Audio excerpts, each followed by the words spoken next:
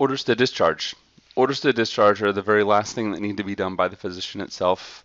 This is the actual area where physicians would indicate that they are either clearing the patient from their specialty, if it's a specific specialty such as cardiology, nephrology, pulmonology, surgery, any of those specialties itself, as well as the attending physician must give an order to actually discharge the patient.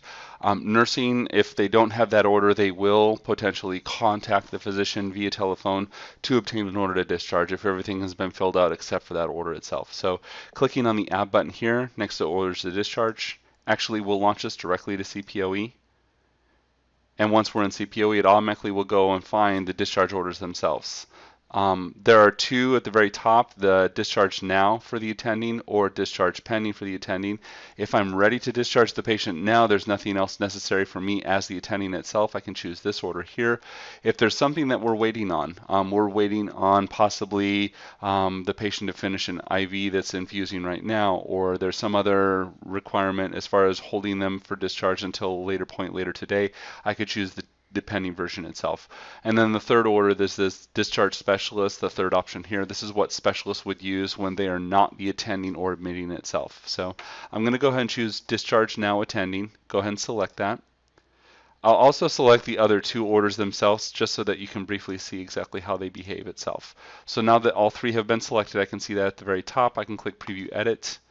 These are all stat orders. They're all for today and now.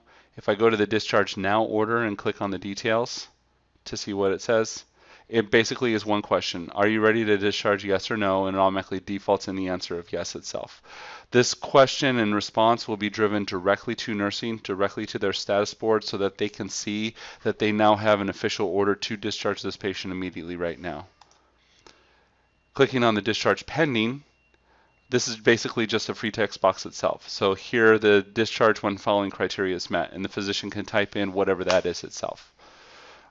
Once patient finishes current IV infusion.